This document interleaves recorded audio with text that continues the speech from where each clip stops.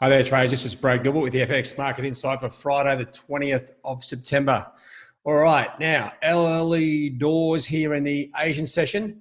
Time to refresh your analysis and see what's going on. Now, just to square away here, the market conditions are still pretty good. The like normal liquidity, car markets, we're just lacking that overall massive drive in direction. But there are, everything's nicely behaving. And that's primarily because the two core market drivers here are, have been out of the news, and I'm a bit concerned that the US-China situation is about to sort of escalate. And don't forget, Trump mentioned this is going to be potentially a election issue. If you look at some of the news here, US-China trade, deputies face off in Washington amid deep differences. I mean, this is the start of where Trump starts tweeting and starts calling them names and back to that childish tit-for-tat stuff. So just be aware that could blow up at any stage. Now, the general news services, they're really lacking news, right? The fundamentals haven't been giving them too much. They're now sort of saying $4s as some central banks outside the US hold rates steady. Well, yeah, but they're just trying to make a story here to fit the picture, right? So just understand that. And that's pretty much it. So there's not much on the news wires, right? So you've got to start to come back and piece it together. Now, just give you a look at the technical picture here. It's, as I said yesterday, there's a little bit of shape in some currencies, others not so much. Now, the Aussie just drifted lower, slightly weaker employment numbers. This trend line here was very weak anyway, only had a couple of touches. Where the Kiwi, same sort of thing, but the Kiwi's starting to get a bit more shape here. Dollar yen just trading sideways through that trend line. Euro continuing that sideways thing, but you can start to see this trend line developing here.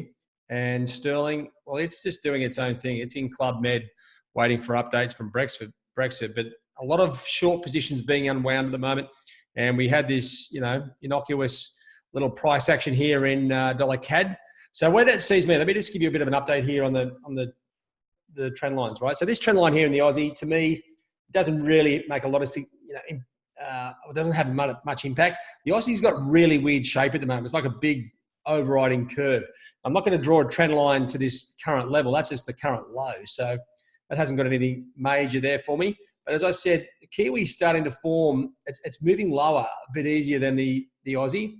So if I actually redraw the trend line now, you can see here, we've got a nice trend line here to work with on the top side, 63.15. Dollar yen, well, I'm going to leave that exactly where it is. It's just broken through that and trading sideways. But once again, on Euro, okay, you can generally see if you draw a trend line, even on this short-term basis, you can 1, 2, 3, almost 4 touches here. You can see where this is coming into play. So, you know what, potentially a drift down through 110, sort of 35. You might see the Euro just drag back down under 110 again.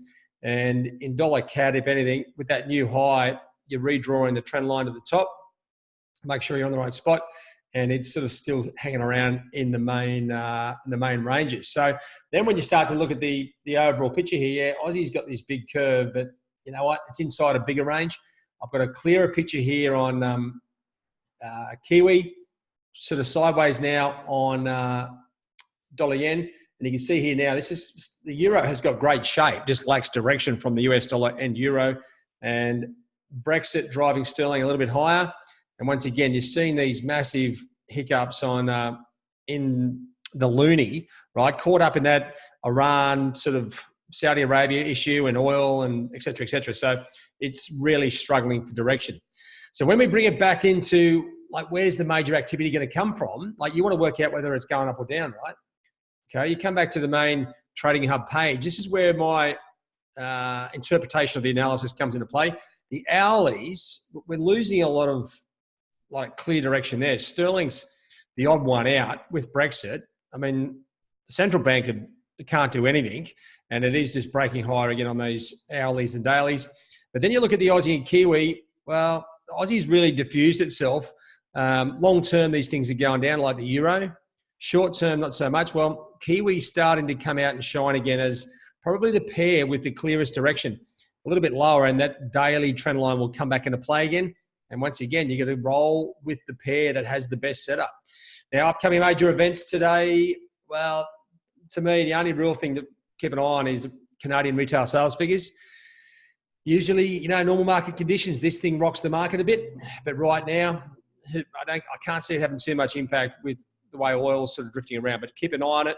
And that's pretty much all we've got. So don't go chasing the market if you can't see a clear trading opportunity, right? That's what this is all about. Isolating the best opportunities and then running with the fundamental drivers. Now, if you're getting frustrated, yeah, we all are, right? This is because the markets are in a state of flux at the moment. We don't have that clear direction. So you just got to keep it real, understand the good trades will come. This is a time where to be patient and in control of what you're doing. All right, guys, have a great trade day. If I don't speak to you, have a great weekend. Cheerio.